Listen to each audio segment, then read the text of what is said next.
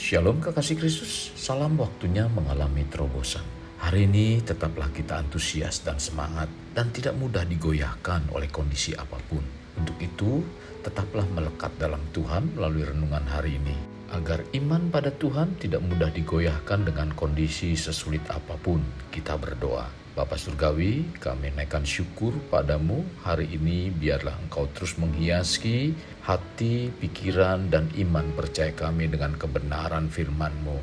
Tuhan, urapi hamba-Mu, biarlah firman yang disampaikan merupakan isi hati-Mu untuk mengokohkan dan menguatkan iman kami di dalam Engkau, Tuhan. Kami rindu, kami tetap ada dan kuat di dalam Engkau sehingga mengalami kemenangan yang satu menuju pada kemenangan yang lain di dalam setiap kondisi, keadaan apapun yang kami hadapi. Itu yang menjadi kerinduan kami, Tuhan. Ini doa kami dalam nama Tuhan Yesus kami berdoa. Amin. Melekat dalam Tuhan bertema asumsi iman. Firman Tuhan terdapat dalam kitab Roma pasalnya yang ke-1 ayat 21. Demikian firman Tuhan, sebab sekalipun mereka mengenal Allah, mereka tidak memuliakan Dia sebagai Allah atau mengucap syukur kepadanya. Sebaliknya, pikiran mereka menjadi sia-sia dan hati mereka yang bodoh menjadi gelap. Kekasih Kristus, hampir seminggu kita berbicara tentang asumsi, di mana seluruhnya mengarahkan kita agar menggunakan cara berasumsi dengan benar. Karena bila asumsi itu digunakan sembarang, maka akan cenderung kepada asumsi-asumsi negatif. Sehingga dengan memiliki asumsi yang demikian dapat menghilangkan kesempatan emas, dapat membuat hubungan kurang harmonis dan dampak buruk lainnya. Asumsi juga dapat diartikan sebagai gambaran saat memperkirakan keadaan tertentu yang belum terjadi. Dengan pengertian seperti ini, mungkin kita sebagai orang Kristen bertanya, bagaimana dengan iman? Apakah iman itu juga dapat digolongkan sebagai asumsi? Iman juga sesuatu yang belum nyata atau sesuatu yang belum diterima secara nyata dari apa yang diharapkan. Sementara para pendeta yang menyampaikan firman Tuhan di gereja dengan mengutip Alkitab mengatakan, bila hidup dalam iman adalah hidup yang tidak mengandalkan logika, dan jangan berasumsi terhadap Tuhan tentang apapun yang sedang kita alami. Kita harus tetap percaya bahwa Tuhan pasti menolong walau pada kenyataannya masih dalam keadaan masalah yang berat.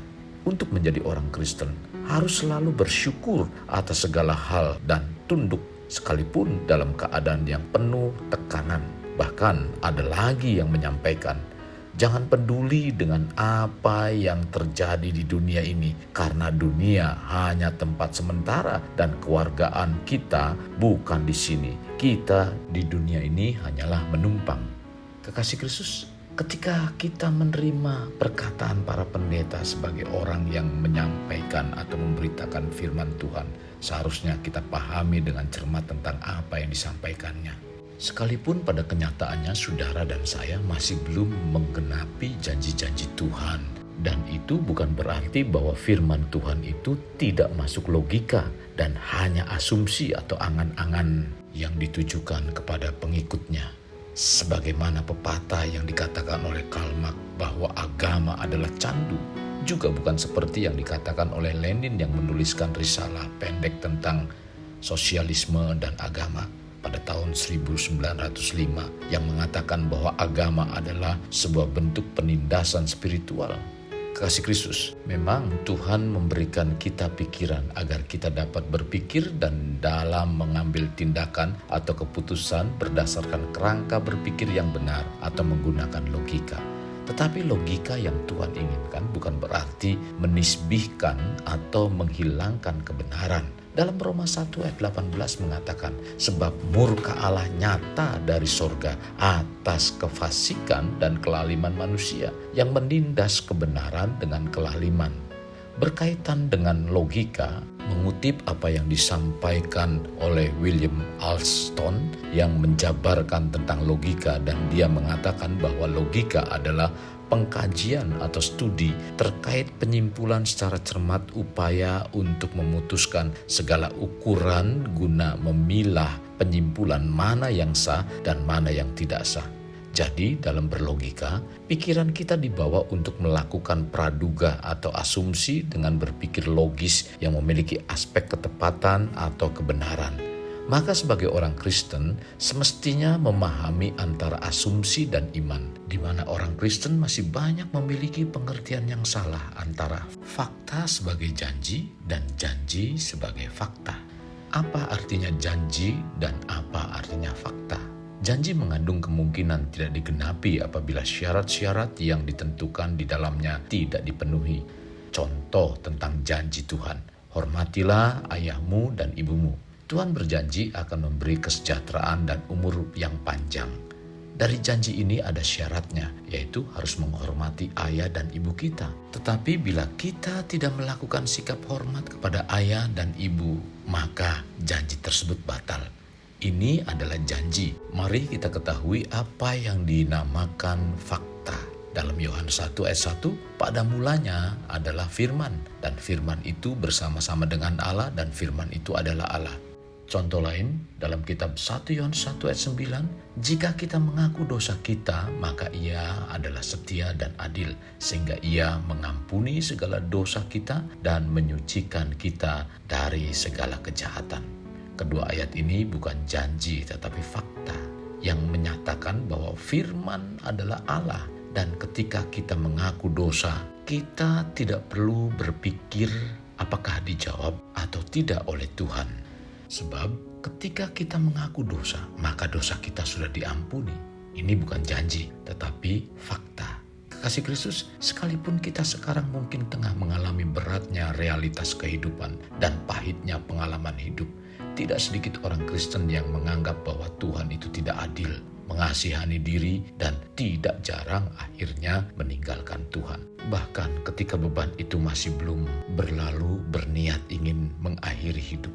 Bila hal ini terjadi dalam hidup orang Kristen karena mereka tidak mendasarkan iman pada kebenaran Alkitab, melainkan pada asumsi negatif terhadap Tuhan, sehingga mengambil kesimpulan yang salah tentang Tuhan dan pekerjaannya.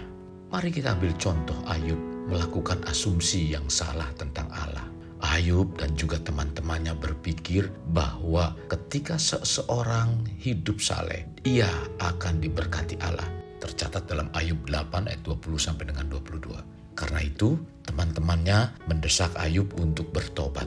Namun Ayub tidak berbuat demikian karena ia yakin bahwa ia tetap beriman dan mengatakan, bila aku berseru, ia, maksudnya Tuhan, menjawab. Aku tidak dapat percaya bahwa ia sudi mendengar suaraku. Tercatat dalam Ayub 9 ayat 16. Mari kita belajar dari pengalaman Ayub agar kita dalam membangun iman berdasarkan kebenaran Alkitab. Jangan kita menilai Tuhan dari asumsi kita sebagai manusia, tetapi percaya pada Tuhan dengan iman bahwa Tuhan adalah pribadi yang tidak berubah. Ingat, peristiwa apapun yang terjadi itu adalah alat untuk memproses kemurnian iman yang akan menjadikan diri kita menjadi lebih baik.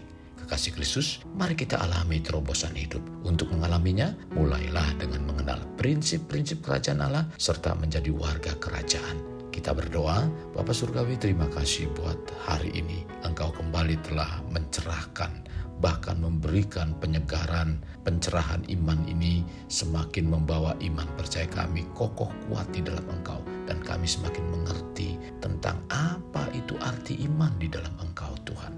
Sekalipun dalam kondisi yang mungkin tidak apa yang kami harapkan, Tuhan, kami tetap beriman dan percaya kepadamu bahwa Engkau adalah Allah yang luar biasa, Allah yang selalu peduli, Allah yang selalu membukakan jalan ketika kami bertindak, ketika kami melangkah, maka Tuhan akan bukakan jalan-jalan itu dalam kehidupan kami. Ampuni kami, Tuhan. Kami mengedahkan tangan di hadapan-Mu, Tuhan.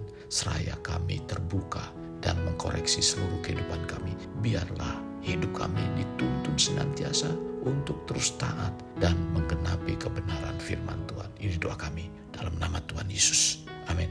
Kasih Kristus, mari kita akhiri dengan mengedahkan kedua tangan kita. Seraya kita naikkan syukur. Terimalah anugerah berkat dari Allah Bapa kasih sayang daripada Yesus Kristus, dan persekutuan dengan Roh Kudus yang mencurahkan berkat secara rohani, berkat secara jasmani, dan berkat secara ekonomi, di mana berkat Abraham, berkat Ishak, berkat Yakub dicurahkan dan dilimpahkan dari saat sekarang sampai Maranatha tiba, dalam nama Tuhan Yesus. Amin. Sampai jumpa di renungan berikutnya. Tuhan Yesus memberkati. Jangan lupa like, share,